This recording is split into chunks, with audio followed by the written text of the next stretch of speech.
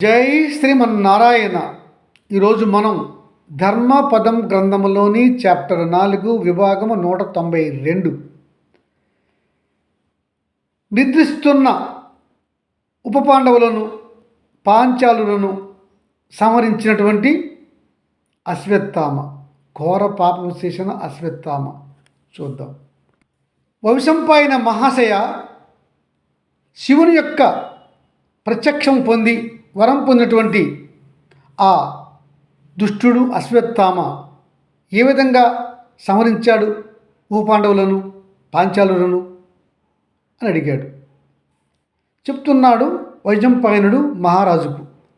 రాజన్, ఇదే ప్రశ్న సంజయుడిని అడిగాడు ధృతరాష్ట్రుడు. ధృతరాష్ట్రుడికి చెప్తున్నాడు సంజయుడు, వినండి.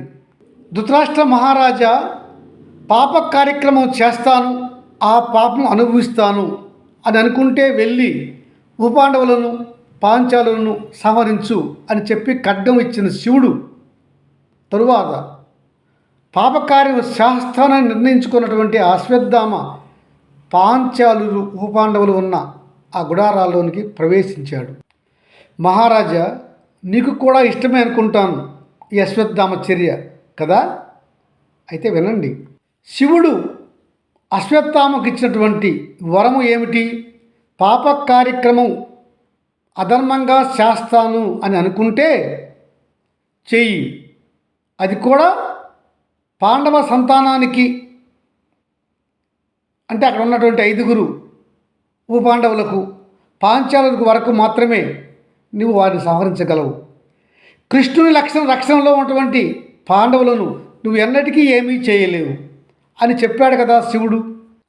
ఇంకా కృష్ణునికి శివునికి దైవత్వంలో భేదం అనేది లేదు, ఇద్దరు ఒకటే అని కూడా చెప్పారు కదా మహారాజా. ఇద్దరు హరిహరులు, హరిహరనాథుడు ఒక్కడే అని శివుడే చెప్పాడు మహారాజా. మహారాజా, మీకు ఇంతకుముందే విన్నవించుకున్నాను. పాండవులు సాత్యకి శ్రీకృష్ణ భగవానుడితో కలిసి బయలుదేరి పాండవ గుడారాలలో ఉండక ఓగవతి అనే పుణ్యనది తీరాన్ని చేరుకొని అక్కడ గుడారాలు వేసుకొని వారి యొక్క ఆనందాన్ని పంచుకుంటున్నారు. ఇక్కడ పాండవుల యొక్క పాత యుద్ధ గుడారాలలో పాండవ కుమారులు 5, దుష్టజుమ్నుడు, శిఖండి, ఇతర పాంచాల కుమారులు అంతా గాఢ నిద్రలో ఉన్నారు. కృతవర్మ, కృపాచార్యుడు కలిసి రాగా అశ్వత్థామ మొట్టమొదటిగా పాంచాల వీరుడైనటువంటి దుష్టజుమ్నుడి గుడారంలోకి వెళ్ళాడు. అక్కడ అతను గాఢంగా నిద్రలో ఉన్నాడు. అతడిని తన్ని లేపాడు. పైకి లేవకుండా ఖడ్గంతో పొడుస్తున్నాడు అశ్వత్థామ. అప్పుడు అంటున్నాడు ఆ వీరుడు, అశ్వత్థామ, నువ్వు వీరుడివి, నేను వీరుడిని, మనిద్దరము కత్తులతో యుద్ధం చేద్దాం, నాకు కూడా ఖడ్గము ఇవ్వు, ఇద్దరం యుద్ధం చేద్దాం, అప్పుడు నీకు బలం ఉంటే నన్ను సంహరించు అని అన్నాడు మహారాజా. కానీ అశ్వత్థామ అతడి మాటకి విలువ ఇవ్వకుండా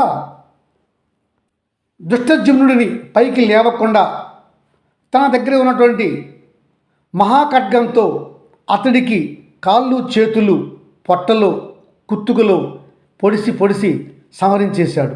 నువ్వు ఎలాగై చంపావో నా తండ్రి ద్రోణుడిని అలాగే నిన్ను చంపుతున్నాను అని చెప్తూ చంపేశాడు మహారాజా. అంతటి మహావీరుడైనటువంటి అర్జున సంవీరుడైనటువంటి దుష్టజుమ్నుడిని సులువుగా చంపగలిగాడు అంటే కారణం శివుడు ఇచ్చినటువంటి మహాఖడ్గం వల్ల. తదుపరి ఉత్తమౌజుడి గుడారంలోకి వెళ్ళాడు అశ్వత్థామ. అతడిని తన్ని లేపి శివఖడ్గంతో ఒక్క వేడితో సంహరించేశాడు.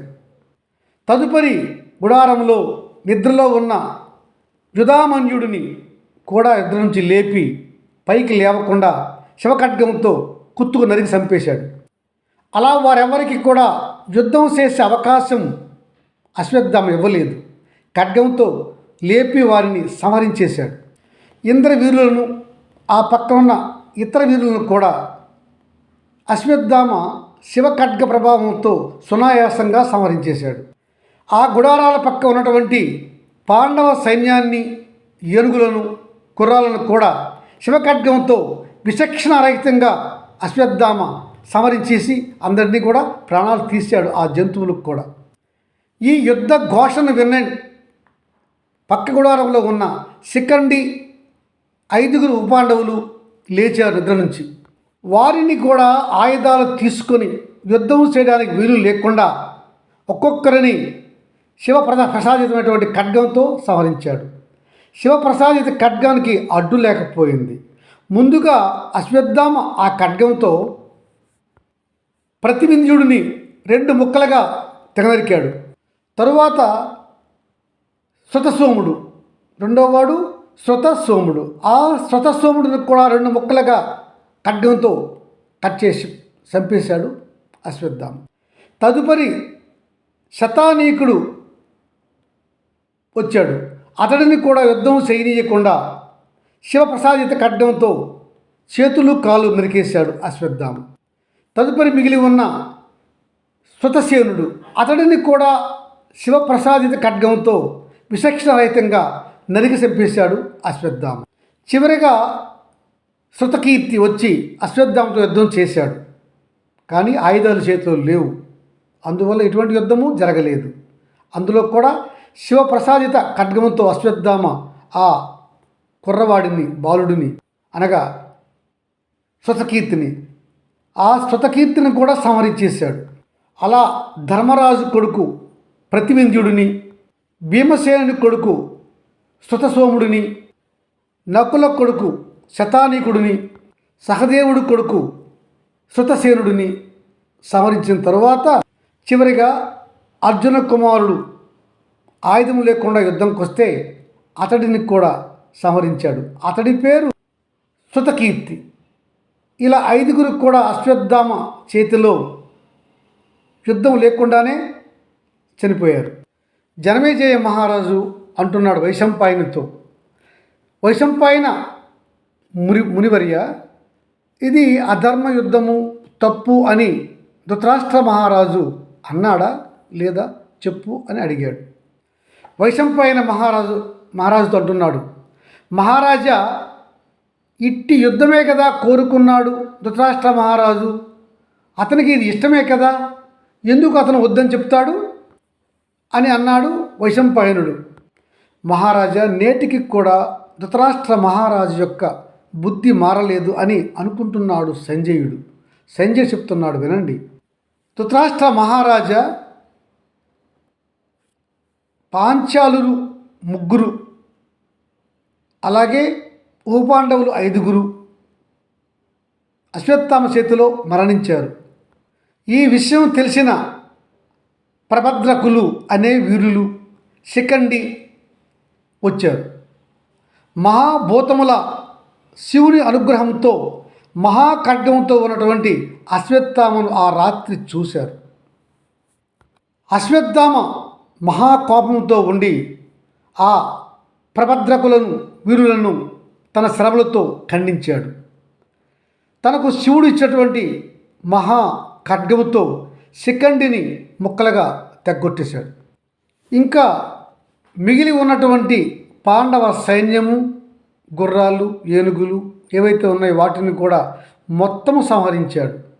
ఇంకక్కడ సాత్యకి లేడు, శ్రీకృష్ణ భగవానుడు లేరు, పాండవులు 5 లేరు. శివుడు నాకు ఇచ్చిన వరం కూడా శ్రీకృష్ణ పాండవులను నేను సంహరించలేనని చెప్పే ఉన్నాడు కదా అని తెలిసి అక్కడికి శాంతించి ఊరుకున్నాడు అశ్వత్థామ. ఇలా అశ్వత్థామ అందరినీ అధర్మంగా శివుని కృపతో సంహరించగా కొందరు పాండవ వీరులు, కొన్ని గుర్రములు, ఏనుగులు ఈ అశ్వత్థామ దెబ్బకు జడిసి బయటికి పరిగెత్తి పారిపోతున్నాయి. వాటిని కూడా అందినంత వరకు తన ఖడ్గంతో విచక్షణ లేకుండా సంహరించి చంపేశాడు అశ్వత్థామ.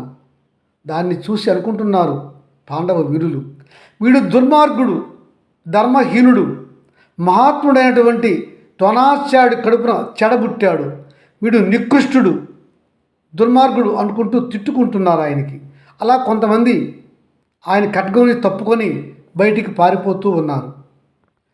మిగిలిన వారంతా అక్కడికక్కడే ప్రాణాలు విడిచారు. జై శ్రీమన్నారాయణ.